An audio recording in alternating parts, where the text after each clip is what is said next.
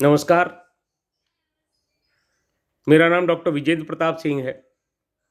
मैं राजकीय degree college Gonda एगलास Aligarh में कार्यरत हूँ और आज शोध परियोजना के तहत दिए गए कार्य के लिए मैंने अपने वक्तव्य का विषय चुना है प्रेमचंद की हिंदी पत्रकारिता।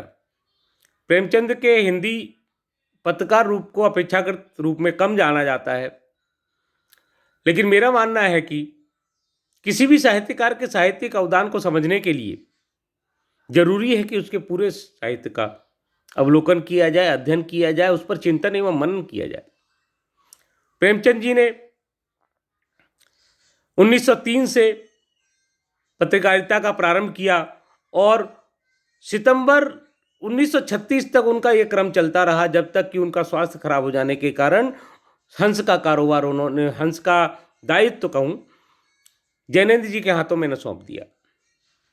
उन्होंने और भी कई पत्र पत्रिकाओं का संपादन किया।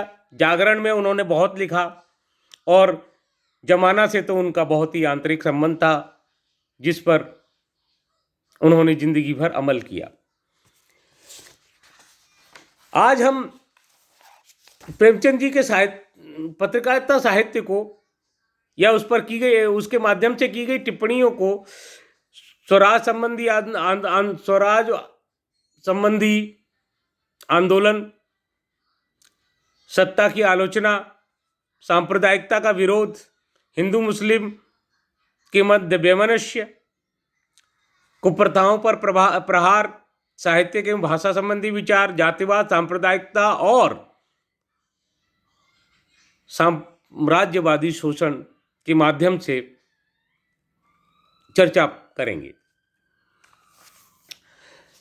स्वराज संबंधी उनकी टिप्पणी में मैं कहना चाहूंगा, जो कि हंस में प्रकाशित हुई थी, जिसके हृदय में जवानी का जोश है, यौवन की उमंग है, जो अभी दुनिया के धक्के खाकर हतोत्साह नहीं हुआ है, जो अभी बाल बच्चों की फिक्र से आजाद है,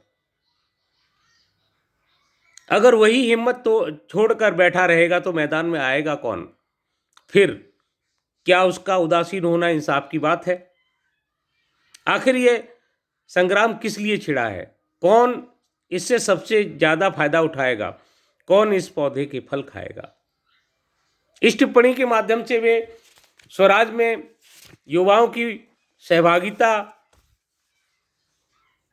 देखना चाहते हैं और उनका आह्वान करते हैं।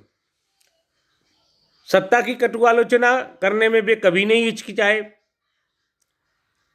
1933 के अंक में वे कहते हैं संपादकीय में कि देश राष्ट्र बनना चाहता था, उसे पंचवाद में ढकेल दिया गया। जहां केवल हिंदू मुसलमान थे, वहां मुसलमान, अछूत, सिख, ईसाई, अधगोरे, गोरे इतने जंतु निकाल खड़े किए और इन सबों ने अपने तेज दांतों और पैने नखों से शिशु राष्ट्र को धर दबोचा। कितनी पीड़ादायक टिप्पणी है। एक सच्चे पत्रकार का दर्द झलकता है इन पंक्तियों में। सांप्रदायिकता का विरोध उन्होंने हमेशा किया। 19 अप्रैल 1931 के अंक में वे कहते हैं, जब तक हम पंथ जनित संकीर्णताओं से मुक्त न हो जाएंगे, इस बेड़ी को तोड़ कर फेंक न देंगे, देश का उद्धार होना संभव नहीं है। हम तो यहाँ तक कहते हैं कि अगर आपके धर्म में कुछ ऐसी बातें हैं जो राष्ट्रीयता की परीक्षा में पूरी नहीं उतरती, सार्वदेशिक हितों में बाधक हैं, तो उसे त्याज्य समझिए। फिर काफिर और मलेच्छ का हमारे धर्म से नामो निशान मिट जाना चाहिए। धर्म इतना उदार होना चाहिए कि यदि हमारा पुत्र या पुत्री किसी दूसरे धर्म के अनुयायी हो जाए तो हमें जरा भी शोक या ताप न हो। इसकी एकता में हमारे उद्धार की शक्ति है।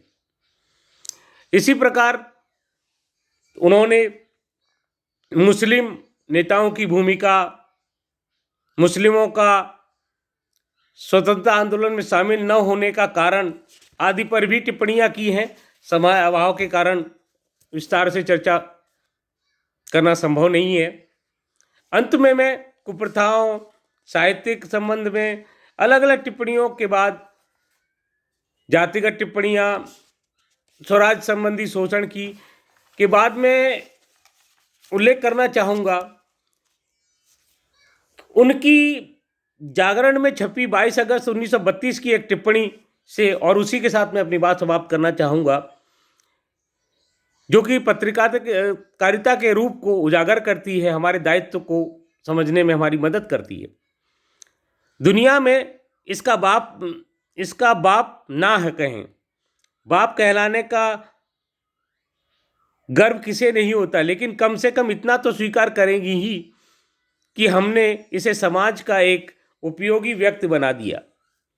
हम तो सदैव महान आदर्श अपने सामने रखेंगे, बालक को निर्भीक, सत्यवादी, परिश्रमी, स्वस्थ, आचारवान, विचारशील बनाने का प्रयत्न करेंगे।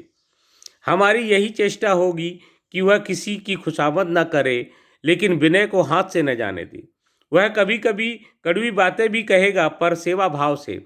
उसमें आस्था और श्रद्धा अवश्य होगी, पर अंधविश्वास नहीं।